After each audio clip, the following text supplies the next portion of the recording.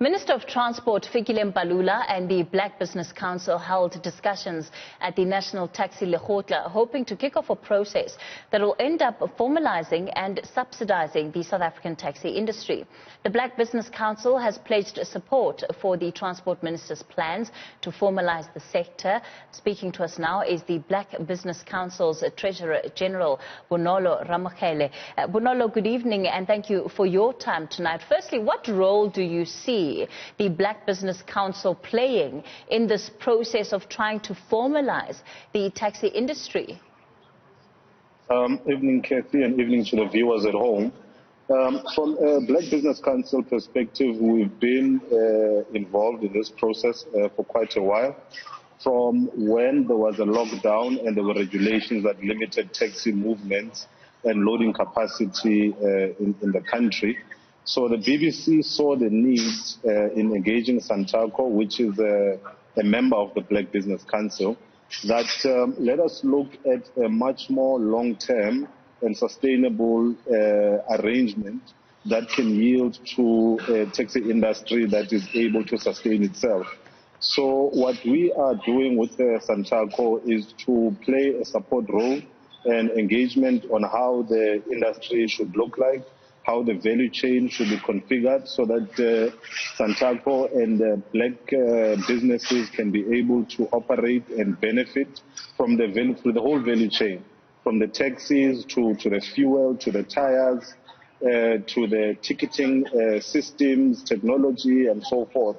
We're looking at that entire value chain and working with our counterparts and the leadership of Santaco, from the president to the provincial structures as well, and also discussing and having engagement with the Department of Transport, and we will be making our inputs even at a policy level where there's a need to. They've long been plans for the formalization of the taxi industry. However, for whatever reasons, those have been scuppered for decades now. This time around, what are you hoping to do differently that will enable you to be successful? And talk to me also about the kind of buy-in that you would need collectively from the taxi industry, because Santaco is but one organization.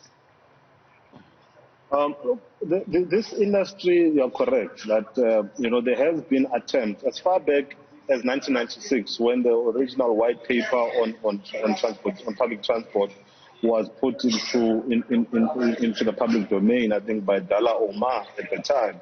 And ministers of transport have come and gone, and yet we have not seen tangible progress. But what is different now is this. The players that have been in this space, especially from a Santaco perspective, have remained consistent.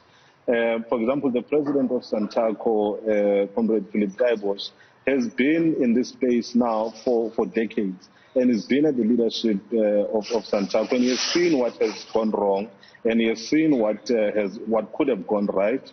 And the biggest catalyst actually was COVID, because when COVID hit and taxis could not load 100% capacity, a lot of taxis were at risk of being repossessed, and basically the entire business and the entire sector was at risk of collapse. So that then showed that we need to get to a formalized taxi industry whereby the drivers, when a COVID type of pandemic hits, they can be able to claim UIF.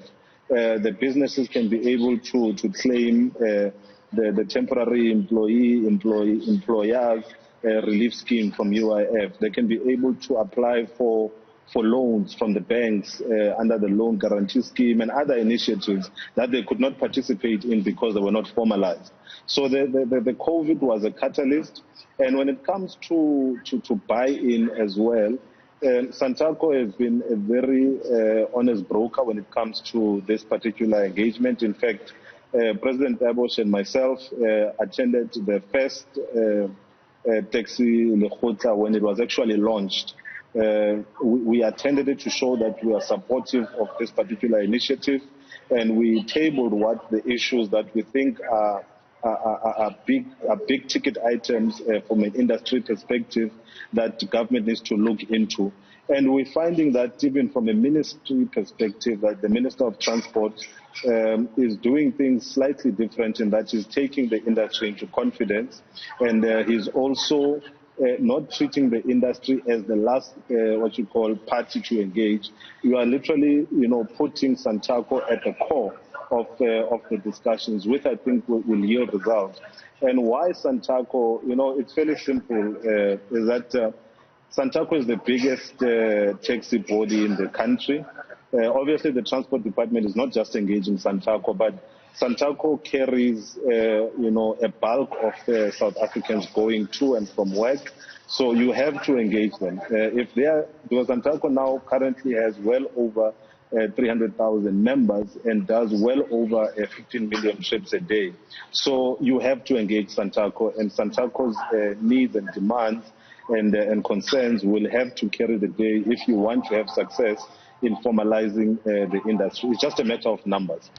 Sure. And while one can appreciate the impact that COVID-19 had on not just the drivers, but taxi owners themselves, which has perhaps opened the door for why this formalization process is necessary, the way that things are in the industry right now has also benefited certain players.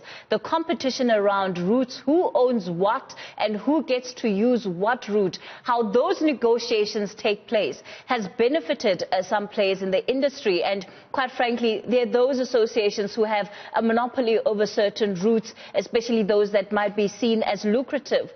Does formalization include getting involved in those matters as well that often lead to so much violence? Look, the issue of, number one, just to touch on the issue of violence, taxi violence has actually quieting down in the country from what it was in the late 90s, early 2000s. There has been stability that has been brought to the industry. Number two, on the issue of routes, I think we must be more holistic in how we look at this issue. We need to look at the entire value chain, and that is what we are focusing on with Santaco as well as the ministry, is to look at the making of the vehicles, looking at where the tires are made, looking at the fuel that the taxis are actually using, who owns that particular value chain, including the ticketing. Because now, as we're moving into the world of 4IR and so forth, we're not longer going to be doing change, we're going to be change of coins and notes and so forth. We're going to be paying through cell phones. We're going to be paying through sophisticated mechanisms. So who owns those particular value chains? Even issues of telecommunications, there will be mobile virtual networks, MVNOs, that can be done via this particular, distribution mechanism, which is the biggest in the country, the taxi industry. So there's that whole value chain that we are looking into. We cannot focus purely on routes, because that particular discussion has yielded the results that we find ourselves with now, whereby black people are not at the forefront of the industry because of focusing on a small portion, which is the fares. We need to look at the entire industry because it's a 60 billion rands plus industry.